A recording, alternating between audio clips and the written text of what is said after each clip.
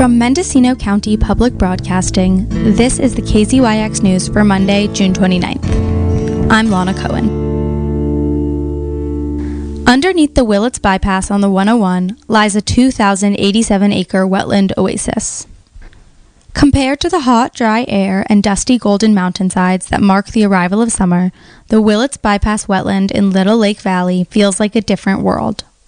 The plan to create the 101 bypass began all the way back in 1988, but it was in 2002 that Caltrans presented its first environmental impact report for public comment.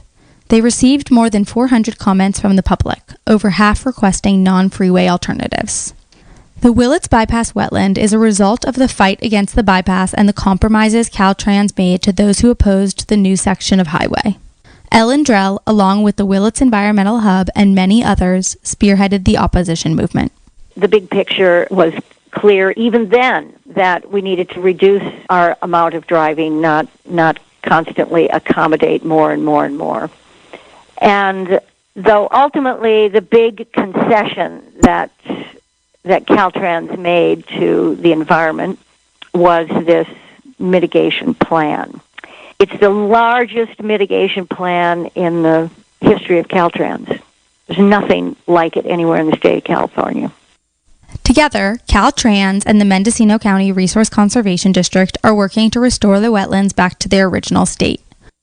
Chris Barstow, Mitigation Lands Project Manager at the RCD, tracks the progress of the Willits Bypass wetlands.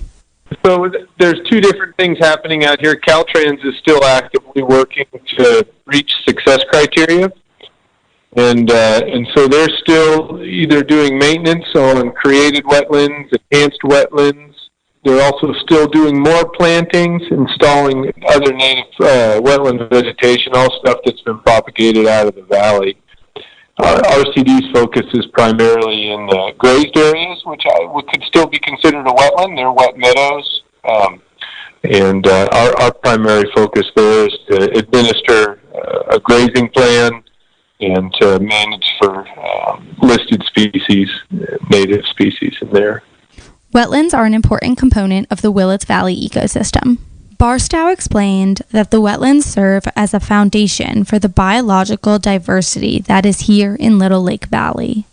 Not only do they provide habitat for migratory birds, but they are home to an enormous population of native wetland plants, including rushes and sedges. He explained that the wetlands provide habitat for coho salmon and steelhead as they migrate from the ocean.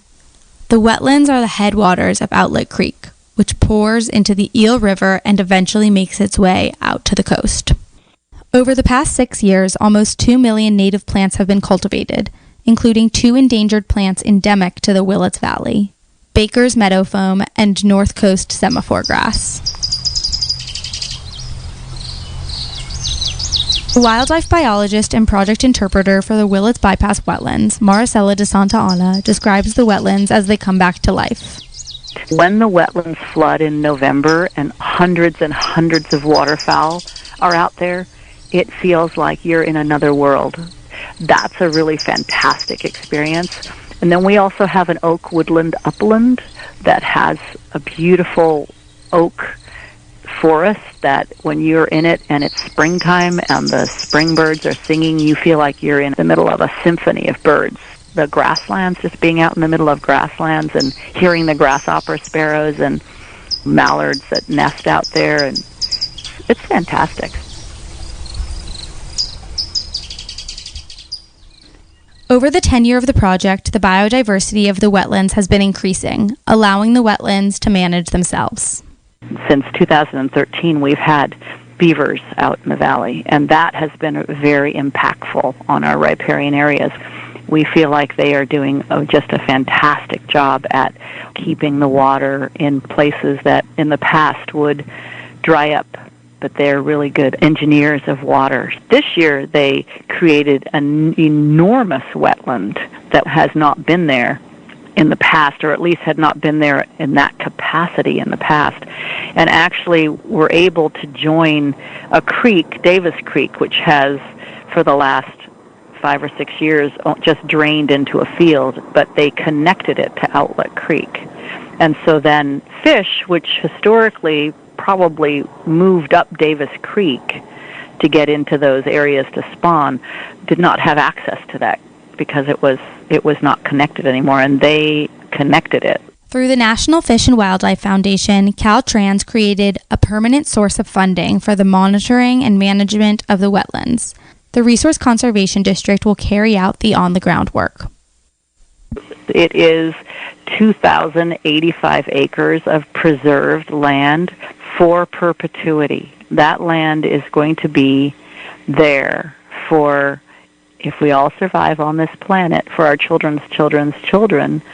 It's like a gem. That area is just so magnificent because it does stay green and provide vegetation and food and habitat for a lot of animals that, as the hillsides dry up, it's really important that we have that.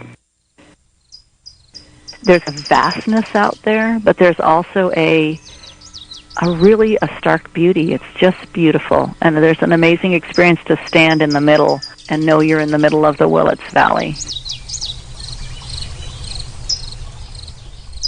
For KZYX News, I'm Lana Cohen. For all our local stories, photos, and more, visit kzyx.org.